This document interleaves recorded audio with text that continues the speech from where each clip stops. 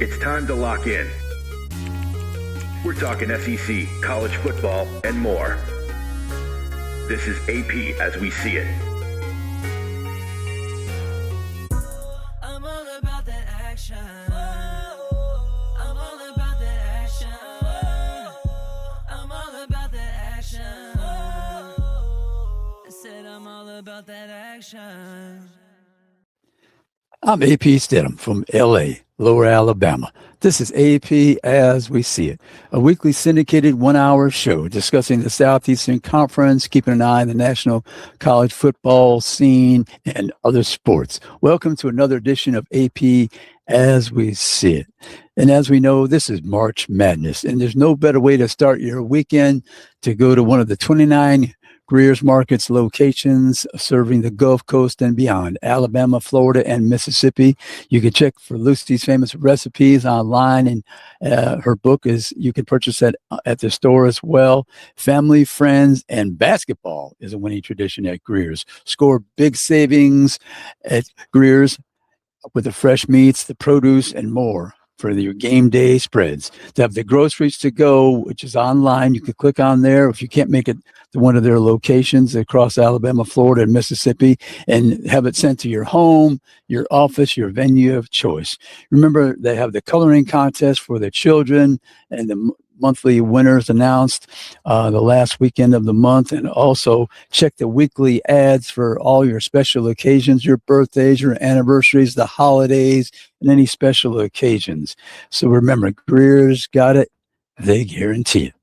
So let's get on to our show. And we also want to advise our audience to check out our social media platforms.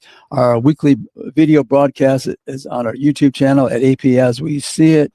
You can hear the audio version on our Spotify location. And we have the links to our audio version on our Facebook, Instagram, and X accounts. The personal location is at AP Steadham, and then for the show, it's at AP As We See It. So click on those links, and it'll take you right to the video broadcast. We want to make mention of our very special guest in segment 2 and 3. It'd be Derrick McKey. He was a former player at the University of Alabama, SEC Player of the Year, 1987, All-American, played 15 years in the NBA. He knows something about the game of basketball, one of the Crimson Tide's finest. But and Derrick actually lives in Indianapolis, so I'll be covering the Final Four. I actually have a chance to visit with Derrick when I'm up there for the Final Four.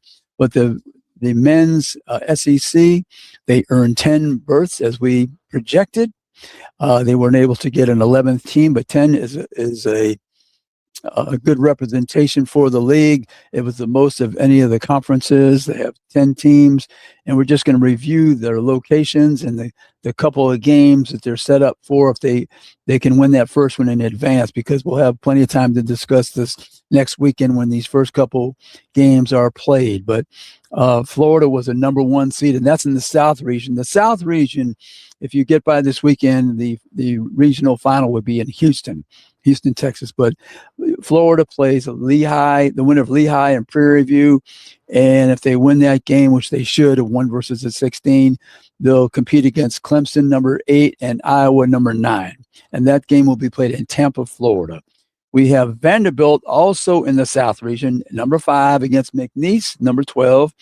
That's in Oklahoma City. And those other teams that they might face would be number 4, Nebraska, or number 13, Troy. And those games are in Oklahoma City, as I stated. Also in Oklahoma City would be Texas A&M, number 10, versus St. Mary's, number 7.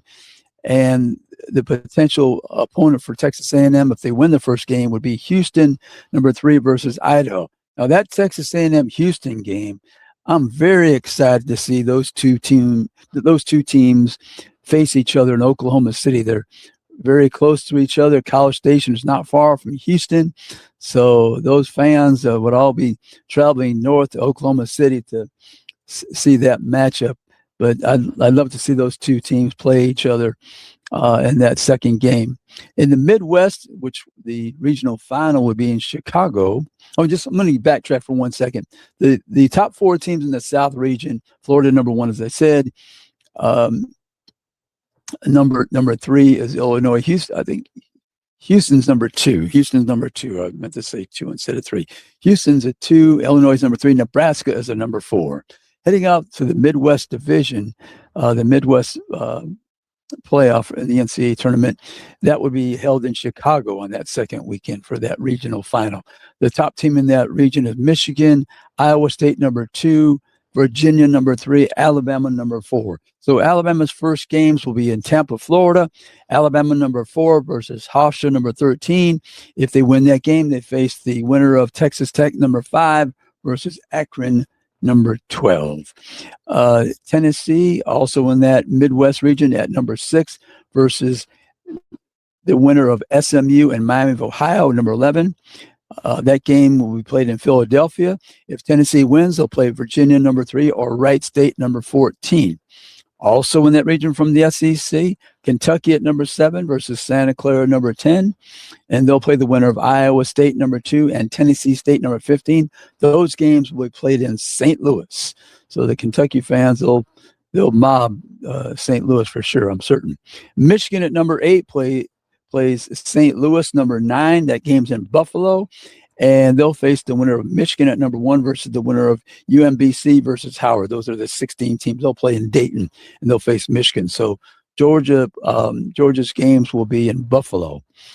We want to make mention of the West region, which will be in San Jose. The 4 teams at the top in the West is Arizona number 1, Purdue number 2, Gonzaga number 3, and Arkansas number 4. The West region, those regional finals the following weekend will be held in San Jose, California.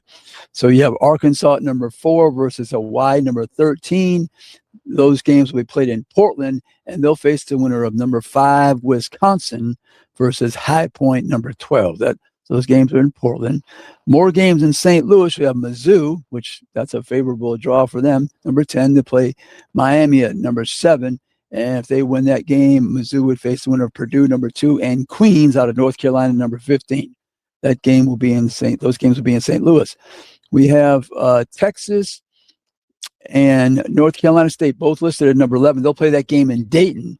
They're going to play BYU number 6, and those games will be in Portland. And if they get by those 2 games, Texas, let's say they have to beat BYU, a good team, number 6.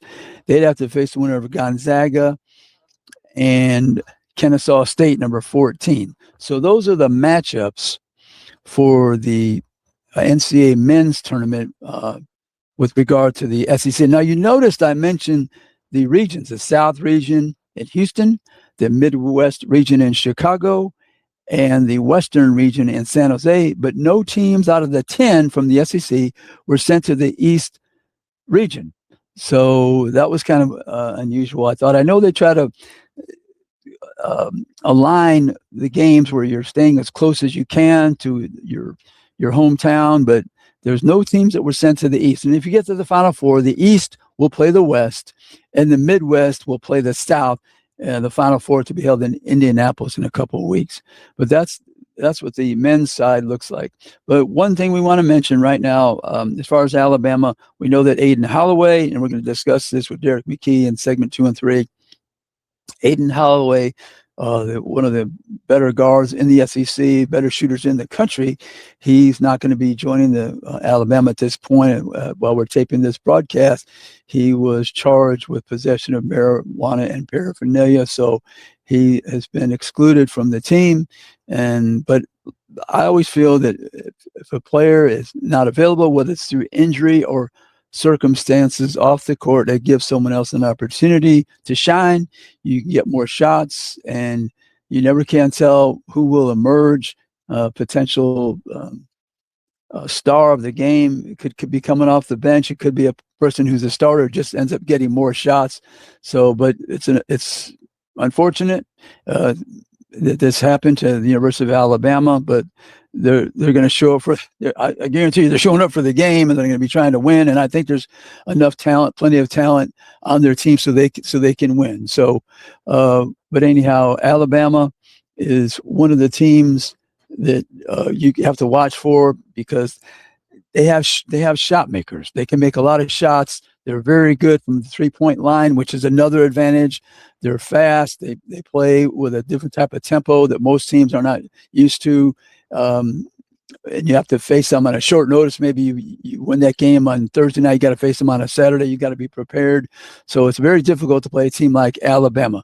But we're gonna continue our discussion. We're gonna have that conversation with Derrick McKey about the NCAA tournament for a couple of segments. We're also going to try to describe to you in our final segment for what are some of the challenges and some of the reasons that teams win in the NCAA tournament. And also we're going to discuss the women's bracket as well.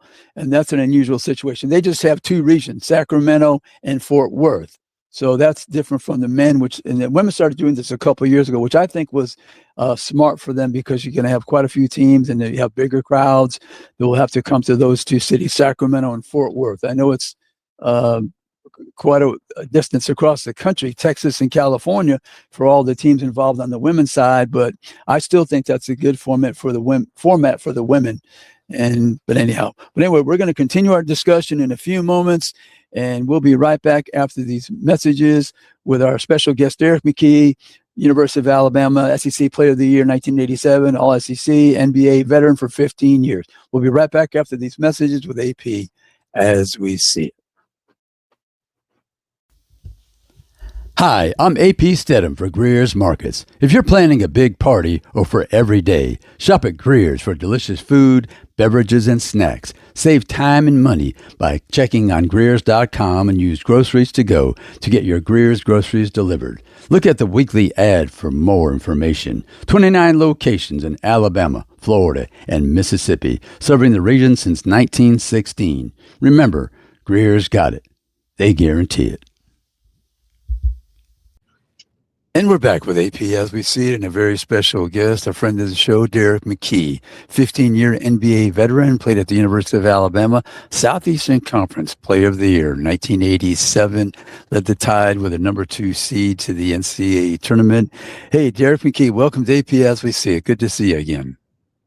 Thank you, AP. Good to see you too. Derrick, it's that March Madness. I know you're familiar with this time of year, had so much success at the University of Alabama coming out of Meridian, Mississippi. Right now, Derrick, as you look at this tournament, do you have any SEC teams that you might favor to advance quite far in the tournament? I think as of right now, probably one of the hottest teams is Arkansas. Right. And they're playing pretty good right now. So it'll be interesting to see if they can carry that over into the tournament. And obviously, everybody's aware of Florida. And then like some other teams have been coming on also. Alabama's been playing pretty good, and they just came up short in their first game in the tournament. And hopefully they can regroup and get ready to make a big push. Yeah, that Arkansas, Darius Acuff Jr., he is a sensational player. He seems to be unstoppable as a scorer, and he puts the team on his back. And for the NCAA tournament, it's always good to have a person you could hand them the ball and said, hey, we're out of options. You're our number one option. For sure. He kind of reminds me of the guard that Florida had last year, who made some big shots to push them over the edge in those big games that Florida played in. Real similar. He reminds me a lot of Derrick Rose. Derrick Rose, right? Yeah. I have to admit I wasn't aware of him a whole lot during the season, and I saw him play against Alabama in Tuscaloosa, where it went into a 1 overtime. I think he had 50 points or something like that. But it was my first time getting a real good look at him, and watching one of the highlights, I'm like, this kid looked a lot like Derrick Rose. That explosion going downhill, being able to finish over bigs, just explosive. And also, I'm not sure, but did he lead the SEC in assists? I think he did. Yeah, it's one of the top scorers and one of the top in assists as well. And he has the right coach for his style of play, doesn't he, Derrick? Yeah, I agree. Seems like Cal is getting his swag back. I think he's getting this type of players over there in Arkansas, and I think over the years, guys tend to go. When it was back then, it was Kentucky, go to Cal because he didn't mind having a guy that was one and done, and somehow he got those guys, those real talented guys, to come in and play together.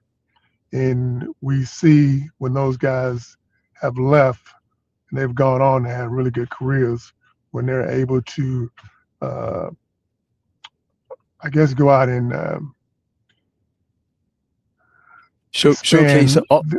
Expand their games, just showcase, Right. just a lot more freedom to do what I think Cal and a lot of his guys, these guys can do. But they were able to harness everything to play within the team system at Kentucky. And I think he looks like he's back on track over in Arkansas, getting some talent in there.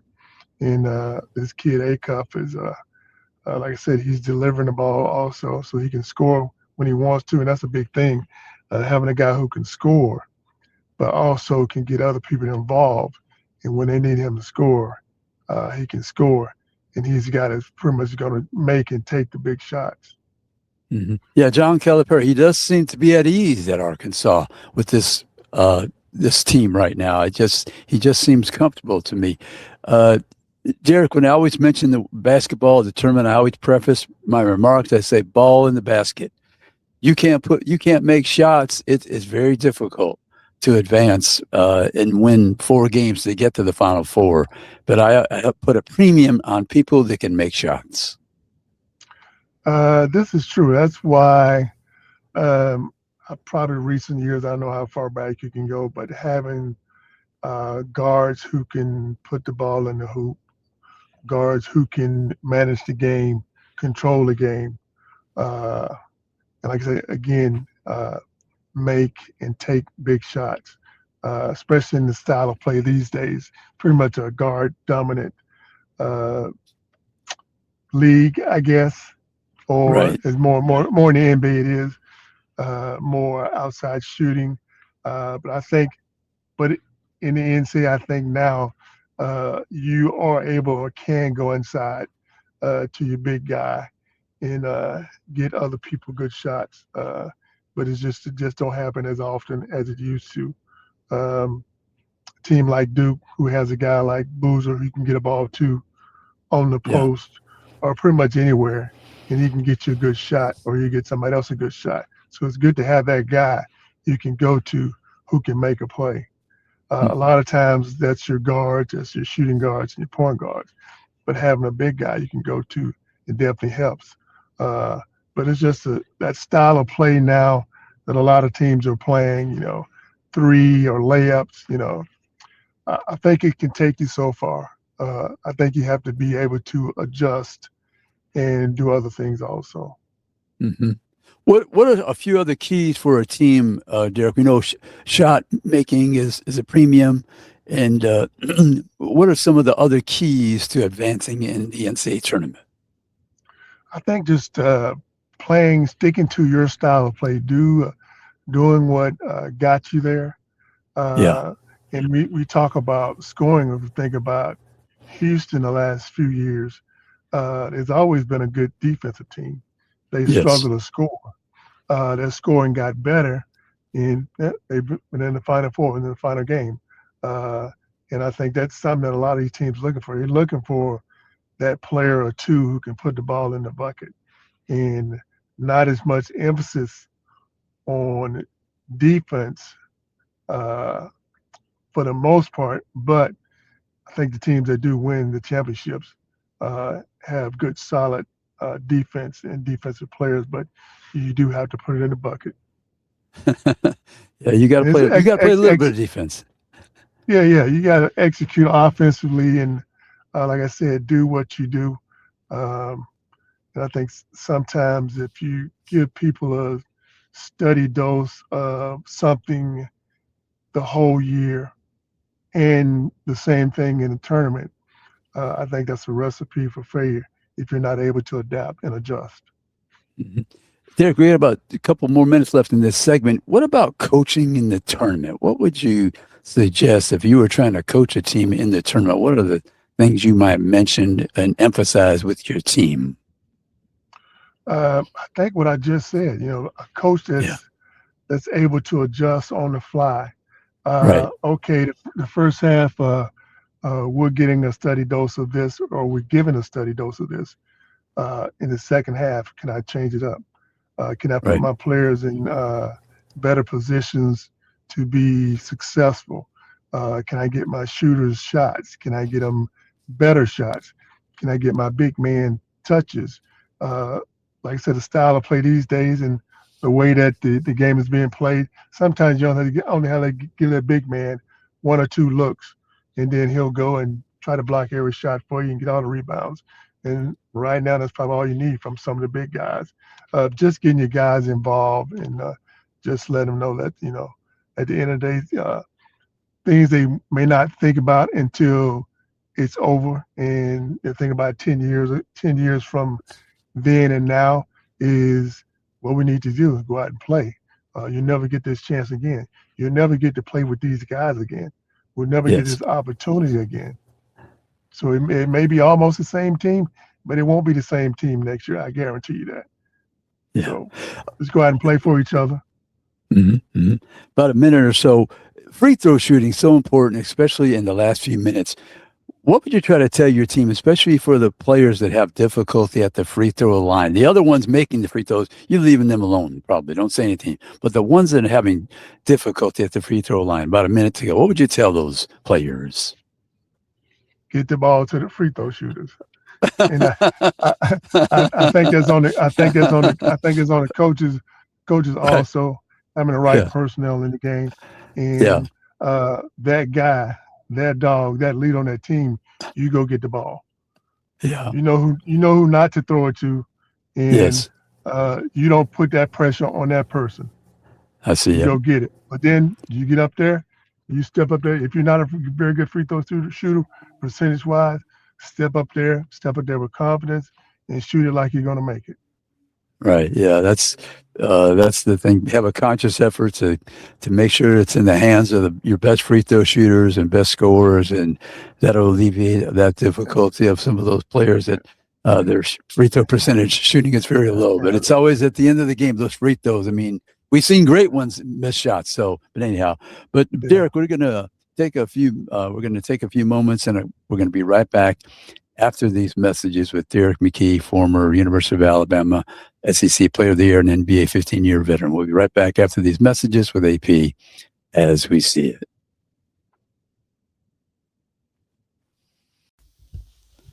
Hi, I'm AP Steadham for Greer's Markets. If you're planning a big party or for every day, shop at Greer's for delicious food, beverages, and snacks. Save time and money by checking on Greer's.com and use Groceries to Go to get your Greer's groceries delivered. Look at the weekly ad for more information. 29 locations in Alabama, Florida, and Mississippi, serving the region since 1916. Remember, Greer's got it. They guarantee it. And we're back with AP as we see it, and our very special guest, Derrick McKey, a 15-year NBA veteran, University of Alabama, All SEC Player of the Year, 1987. Derrick, we're going to discuss Alabama for a moment. They had some news yesterday that affected the team. Aiden Holloway, he was charged with possession of marijuana and paraphernalia. So at this moment, as we broadcast, he's not going to be playing for Alabama. How will that affect him, and what do you tell your team? I think it will affect the team. You really miss a guy like that who's had an impact on the team the whole year. And their shooting team, and he's probably their one or two best shooters Right. on the team. One of the best shooters in the country. So it's gonna affect you or affect the team in a way. I think as a coach, you tell a team that what they always say, next man up. Right. Thing about it is, I think Alabama has enough talent that you can try to plug guys in, and just tell guys to play their game. Nobody needs to try to make up what he does. You play your game, and Yeah. we'll put guys in position where they can be successful. Um, also think that some of the other guys will have to step up, uh, not put a whole lot of pressure on themselves uh, as far as trying to score more than normal. But when they need to, we need other guys to step up and make up the slack a little bit. Mhm. But yeah, it's going to be different. Hopefully, guys can rally around this situation, and that'll give them a little motivation to go out and do what they need to do and play for their teammate. Uh, uh, this could have happened to somebody in another type of way. It could have been an Yeah. injury, Yeah. but and one thing about it is Bama's been playing all year with guys being injured. So I don't know if they had a full roster if everybody was healthy the whole year. So uh, maybe that'll help in some kind of way. But Yeah. hopefully this thing will work itself out and Bama can go and play and hopefully keep winning and who knows, maybe there'll be a chance where this kid can come back and play and because we don't know the situation uh, Right. other than what we read and we just wish the best for the kid and hopefully he can come out of this and uh, be a be in a better situation than it is right now. Right. Yeah. And I think when you look at it, there's a few more shots for the current players, and there's shots for somebody else coming off the bench, and you just don't know because you're only looking at the potential of 6 games. So someone can get hot. That it normally takes a double-digit amount of shots. Maybe they get a few more. Their production increases. Somebody off the bench, or a number of people off the bench, could get a few baskets to compensate for that loss of about, I think it's around 15 points. Second leading score, 15, 16 points. So, but anyhow, Derrick, when you look at the SEC versus these other conferences, when you watch some basketball around the country, do you see something different about the SEC teams compared to these other conferences? The SEC has just been solid the last several years, and I think part of it is having good coaches in the league, Right. and getting really good players, and just being a competitive league. And I think that transfers over into the tournaments, and also during the season playing against a ACC or another conference in the season as a conference Right. definitely helps also.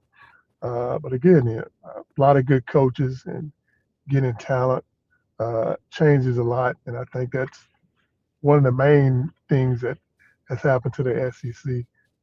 Getting quality coaches and those coaches getting quality players and potentially pro type players and help their program. So I think all that leads to having a solid conference. Mhm. Derrick, when you're getting ready for the NCAA tournament nowadays, officiating, that's a variable. What do you tell your team about officiating?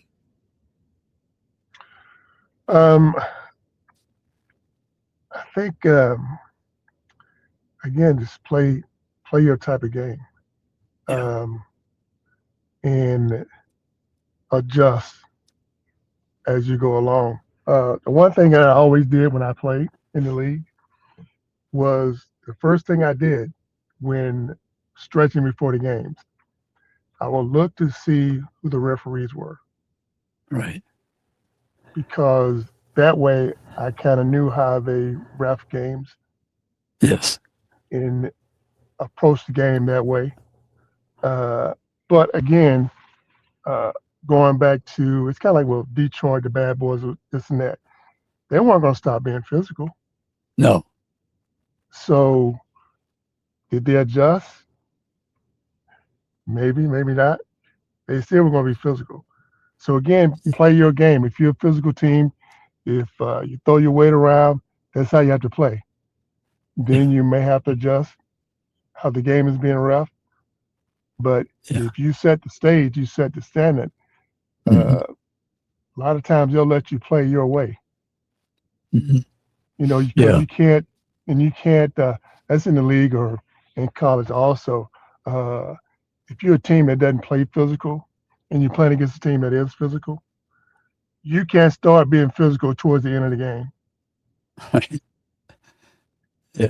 Because then the ref has been watching the whole thing, the whole game. So that's something different. You change now. The ref can't change because now you want to start being physical. The other team has been physical the whole game. So you got to be who you are. If a team is physical, you got to come out and meet that intensity, meet their physicality from the jump, and then figure out from there. Right? Derrick, is there a style that's conducive to winning the NCAA? We see people. You have the shot clock, so you can only play so slow. But there's other teams they're trying to get a shot off within the first 10 seconds. But if you watch college basketball as opposed to professional basketball, is there a style that you think is more conducive to winning a championship at the collegiate level? I just think towards the end of the game, just being able to execute, and it's not going to just start in the NCAA tournament. If you're a good team and you execute the whole season, that'll carry over to the tournament. Whereas, you're not going to make shots every day. So it's going to come down to executing at the end of the game, getting good shots, playing good solid defense.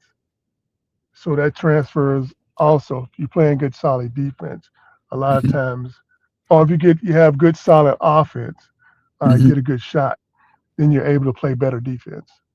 Right. Even if you're missing shots.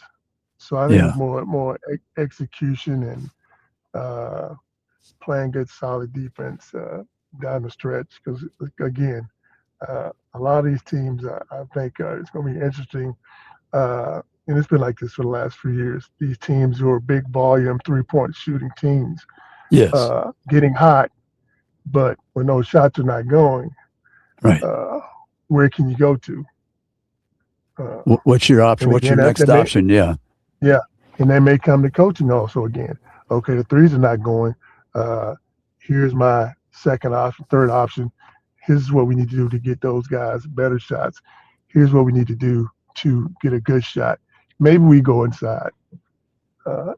We may not be wanting to score, but we go inside just throwing a different look and just throwing different things at people. I always thought that was something that when you're watching the coaches, they prefer that style. Most coaches are implementing that 3-point style with a layup. But what happens if the 3-point shot is not effective, especially in the first half? I always wanted to ask the coach this question, and I know they have the stats. If you're not effective in the first half, let's say you're shooting 20% or below, what has been the outcome the second half? Have you won those games, and have you done something different when you know that you're shooting 20% in the first half? What has been your strategy? I think that's something that I have yet to ask a coach. I need to, but because everybody looks good when you're making 3-pointers, right? Everybody looks good. I think it depends on the coach also. Some won't deviate. They'll be like, well, we just need to keep shooting. I think some of them have that mindset, we keep shooting, we're gonna make something. And also back to your other question down the stretch is other than coaching, it's good to have a good, clever, smart point guard run the show. Because we're talking about making adjustments. For instance, the kid at Purdue, point guard. Right. I don't think you have to tell him, and Purdue may play a certain way in the first half. Right. The second half, I don't think you have to tell that kid what he needs to do. Yeah. Because sometimes I think coaches and the smarter point guards Mm-hmm. can make decisions uh, without calling timeouts or Oh yeah. having somebody tell them what to do. Oh yeah. Oh yeah. Good point guard. It goes a long, long way. Hey, Derrick McKey, former University of Alabama All-American, Southeastern Conference Player of the Year, All-SEC, 15-year NBA veteran. We want to thank you so much, and we'll be right back after these messages with AP as we see it. Hi, I'm A.P. Steadham for Greer's Markets. If you're planning a big party or for every day, shop at Greer's for delicious food, beverages, and snacks. Save time and money by checking on Greer's.com and use Groceries to Go to get your Greer's groceries delivered. Look at the weekly ad for more information. 29 locations in Alabama, Florida, and Mississippi, serving the region since 1916. Remember, Greer's got it. They guarantee it. And we're back with AP as we see it, and we'd like to thank our very special guest, Derrick McKey, former University of Alabama All-SEC, SEC Player of the Year, 15-year NBA veteran. We enjoyed his thoughts and his comments and his observations about the NCAA basketball tournament on the men's side. And we just want to make mention of Greer's Markets, 29 locations, Alabama, Florida, Mississippi. This is a great time to visit them because we're going to be watching these basketball games, the men's and the women's. So family, friends, and basketball is a winning tradition at Greer's, where you can score big savings on the fresh meats, the produce, and more for your game day spreads. You can click on the Groceries to Go to have everything delivered to your home, office, or venue of choice. They have the coloring contest for the children. Check the weekly ads for the special occasions, the anniversaries, the birthdays, and any other events and get-togethers that you're having at your home. Greer's has been serving the Gulf Coast and beyond since about 110 years. This is the 110th year, I believe, since 1916. So that's quite a few years to be in business, and they're outstanding and exceptional. And every time I shop there, I'm finding new items that I take home with me. But remember, Greer's got it. They guarantee it. So check them out. We'd like to continue with our basketball, and we'll get back to some football in the next couple of weeks as well, because spring football started. But some of the things I believe you need for success, and we discussed a few of them with Derrick McKey, but for the Final Four, the men's and the women's side, we're going to get to the women. But low turnovers, consistent point guard play. You need to hit the minimum, your minimum average, I would say, for your 3-point field goals and regular field goals that you've done during the regular season, and your free throw shooting. Can you hit that average as well and go above and beyond? And I would say if you're trying to beat a team that's superior, you probably must need your better than your average for the 3-point field goals, the field goals, and your free throw shooting. It's got to be a better percentage against the superior opponents. You have to play defense. You have to affect their 3-point shooting capability and their field goal percentage as well. And then the last few minutes of the games, can you score? Can you call the right plays and execute? And can you hit those crucial free throws? And then you need good coaching decisions throughout the game, and then also the adjustments, and especially at the end. So those are some of the reasons that teams win and are successful in the NCAA tournament, in my opinion. So let's look at the women's brackets. And like I said, they have the two regions, Fort Worth and Sacramento. So the SEC women, excuse me, had the 10 teams just like the men. And in Fort Worth, which is Fort Worth 1, they divided into two regions, Fort Worth 1 and Fort Worth 3. You have UConn at number 1, Vandy at number 2, Ohio State number 3, North Carolina number 4. So you have Vanderbilt as the number 2 playing High Point number 15. And if they win that ball game, they'll take on the number 7 Illinois or number 10 Colorado. So that's in Fort Worth 1. Then you move to Fort Worth number 3. You have Texas at number 1, Michigan number 2, Louisville number 3, West Virginia number 4. Texas is the number 1. Will play the winner of the number 16 game, Missouri State versus Stephen F. Austin. So that's a home game there in Austin, of course. And then you have number 5, Kentucky versus James Madison. University at number 12. They will play the winner of West Virginia at number 4 and Miami of Ohio, number 13.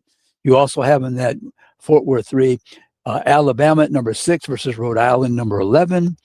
You have, and that winner will play either Louisville, number 3, or Vermont, number 14. So Alabama, that's a tough first game against Rhode Island. They did very well in their league.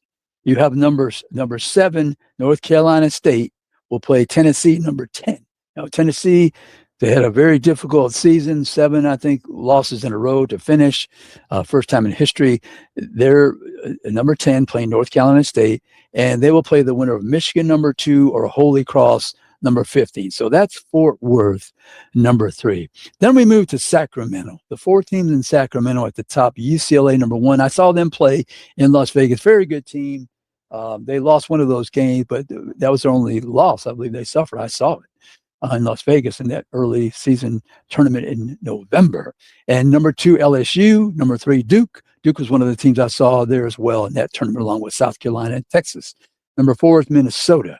So you have in that Sacramento 2 region, Ole Miss, number 5, versus Gonzaga, number 12. And the winner of that game will play either number 4, Minnesota, or number 13, Green Bay. Also in that bracket, that region, Sacramento 2, LSU number 2 versus Jacksonville, number 15. That winner will face number 7, Texas Tech, or number 10, Villanova. So that is Sacramento 2 region / bracket. Sacramento number 4, you have the top 4 teams would be South Carolina, number 1, Iowa, number 2, TCU, number 3, and Oklahoma, number 4. And in that region, you have South Carolina, number 1, playing the winner of Southern University and Samford. Those are the 2 number 16 teams. And they will face, this is an interesting matchup, I think, for 2 reasons, because the number 8 and 9 teams are Clemson, number 8, and University of Southern California at 9. So it's either they're playing their rival, in-state rival, Clemson from the ACC, or the other USC, the USC on the West Coast, Southern California. So that's be an interesting second game for South Carolina. Number 4, Oklahoma versus number 13, Idaho. Number 5, then they will play the winner of number 5, Michigan State, versus number 12, Colorado State. Also in that Sacramento 4 region from the SEC will be Georgia, number 7, versus either Virginia or Arizona State at number 10. That's a playoff game that will decide the winner to play Georgia, either Virginia or Arizona State. Then you have number 2, Iowa. If Georgia wins, we'll play number 2, Iowa, or Fairleigh Dickinson University at number 15. So those are the 10 teams on the women's side that made the earned a berth in the NCAA Women's Division I basketball tournament. Just go over that again. It's Vandy, Texas, Kentucky, Alabama, Tennessee, Ole Miss, LSU, South Carolina, Oklahoma, and Georgia. So they're well represented. And when they reach the Final Four, which will be held in Phoenix, you have the Sacramento 2 region playing the Fort Worth 3 region. And then the other side, excuse me, you'd have the Sacramento 4 playing the Fort Worth number 1 in the Final Four. So that's how it matches up. They set up those brackets. So the men's and women's basketball for the SEC, 10 teams. And I always like to try to categorize the success, because we know that basketball is a tournament sport. You can win so many games during the season, but they're looking at how did you finish? And I would say this, on the men's side, if I'm looking at a successful year for the men, I would say 1 team out of the 10 reached the Final Four for the SEC. I would say 2 Regional 8 finals from the SEC, and I would say 4 Sweet 16 teams out of the SEC. I would consider that a successful season for the SEC and the men's basketball. I'm not saying the Final Four team needs to win, but they need to have 1 out of 10, because that's the most teams of any conference to make the NCAA tournament and earn a berth. So I would say if you have 1 team make the Final Four, and 2 make the Regional 8, and 4 make the Sweet 16 out of the 10. I think those are reachable goals for the men's SEC basketball teams that earned a berth. And on the women's side, I would say 2 Final Four teams. And I say that because they have high seeds. whereas the men, they're not seated as high on that side, but the women are higher seeds. So I would say 2 Final Four teams, 4 Regional 8 teams, and let's say 6 Sweet 16 teams on the women's side. I think that would be success for the women to have those many teams reach those specific levels. And I wouldn't be surprised if an SEC team plays in that championship game in the women's. And you never know. In a basketball game, one night you're hot shooting and the other team is below their averages.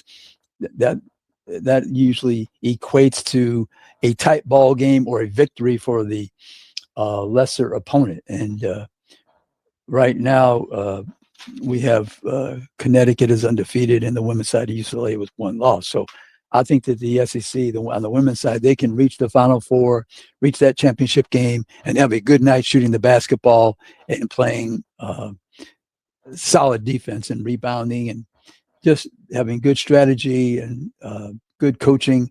So I think they got a chance. But the SEC men, I would be surprised if the SEC men won the championship.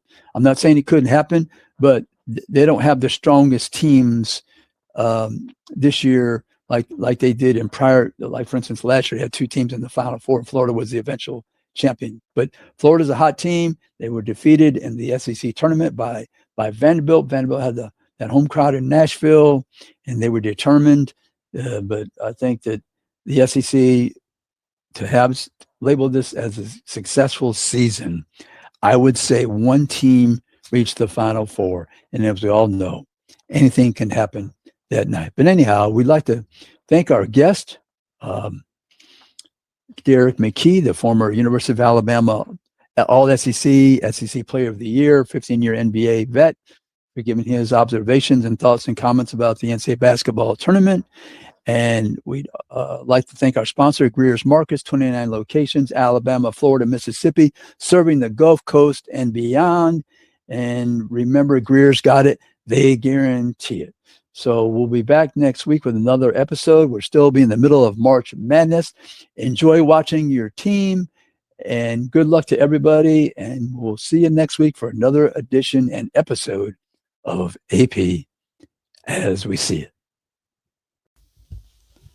Hi, I'm A.P. Steadham for Greer's Markets. If you're planning a big party or for every day, shop at Greer's for delicious food, beverages, and snacks. Save time and money by checking on Greers.com and use Groceries to Go to get your Greer's groceries delivered. Look at the weekly ad for more information. 29 locations in Alabama, Florida, and Mississippi, serving the region since 1916. Remember, Greer's got it. They guarantee it.